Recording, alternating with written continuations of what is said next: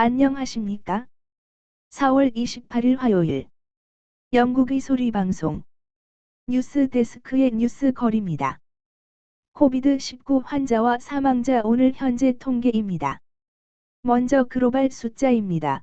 확진자 305만 308명, 사망자 21만 1326명입니다.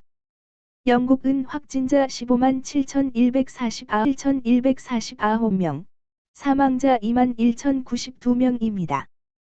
영국은 어제 하루 동안 사망자가 320명대로 기록함으로써 4일째 연속으로 낮아지고 있어서 매우 고무적 현상이라고 마트 한콕 보건장관은 발표하였습니다. 영국에선 오늘 오전 11시 코비드-19 환자를 치료하다가 자신마저 감염되어 사망한 90명의 NHS 의료진과 간호사 및 도우미들을 위해 1분간 전국적으로 묵념을 하였습니다. 베이징에서 활동하던 3명의 인터넷 유튜버들이 당국의 겸열에 걸려 삭제된 코로나 바이러스 관련 뉴스 기사를 백업받아 사본을 온라인으로 저장한 것이 발각되어 4월 19일 이후 행방이 묘연했으나 친지들의 추적에 의하여 이들이 경찰에 구금되어 있는 것으로 알게 되었다고 영국의 일간지 더 메일이 보도하였습니다.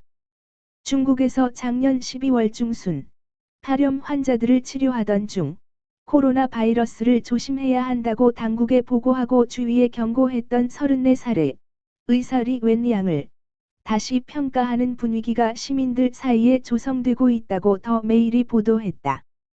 경고를 한 웬리앙 씨는 유언비언 살포 혐의로 경찰에 체포되었다가 풀려난 후에도 계속하여 환자들을 치료하다가 자신도 감염되어 2월 7일 목숨을 잃었다.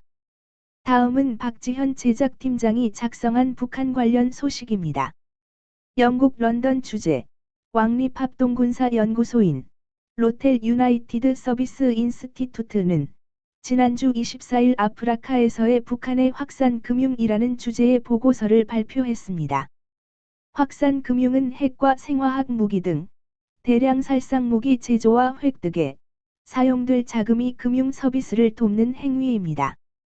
유엔 안전보장이사회는 10년 넘게 북한의 자금 확산 활동을 억제하고 행동 변화를 가져오게 하기 위해 제재 조치를 취해왔습니다.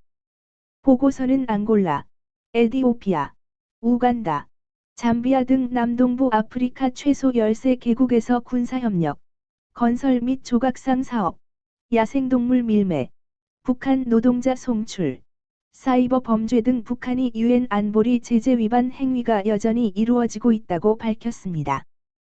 또한 보고서는 아프리카 국가들은 대부분 DPRK, 노어스 코리아와 한국록, 사우스 코리아의 영어명을 비슷하게 인식해 착오를 범하기 쉽기 때문에 제재 위반 행위가 발생할 수 있다면서 아프리카 국가들이 국경을 강화하고 세관 관련 조치를 철저히 해야 한다고 권고했습니다.